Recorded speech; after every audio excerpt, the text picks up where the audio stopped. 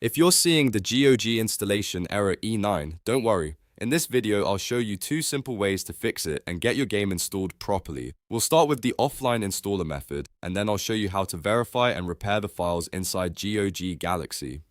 This is a great fix if the client is giving you trouble, the download is stuck, or the install keeps failing before it can finish. If this tutorial helps, make sure to hit like and subscribe for more quick gaming fixes. Let's jump right in. First, open your web browser and log into your GOG account on the official GOG website. Make sure you're using the same account that owns the game, because the installers you see will depend on your library. Once you're signed in, go to your library and find the game that's causing the E9 error. Click on the game to open its page, then look for the download section. In the downloads area, you should see the offline backup game installers. This is the best option when the normal installation process is failing because it lets you install the game directly without relying on the GOG client. Download the offline installer to your computer. It may come as one or more files, and in most cases the installer itself will be a .exe file. After the download finishes, run the installer file directly and follow the on-screen prompts to install the game manually. This bypasses the client and often gets around the E9 installation problem right away. If that does not solve the issue, or if you already have GOG Galaxy installed and want to repair the current game installation,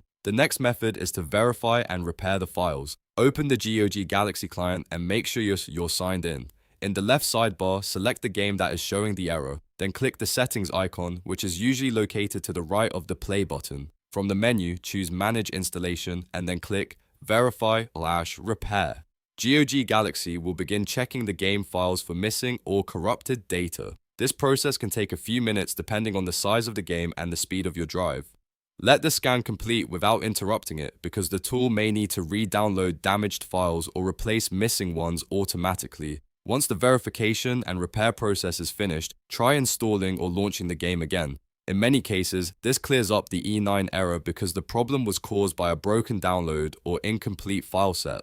If the game still fails, go back and double check that you are signed into the correct account, that you have enough storage space, and that your internet connection is stable during the install. So to quickly recap, if you get the GOG installation error E9, start with the offline installer from your GOG library, and if needed, use GOG Galaxy's Verify/Repair tool to fix the files. These two methods solve most installation issues without needing anything complicated. If this video helped you out, please like the video, subscribe to the channel, and leave a comment if you want more simple PC gaming troubleshooting guides. Thanks for watching, and I'll see you in the next one.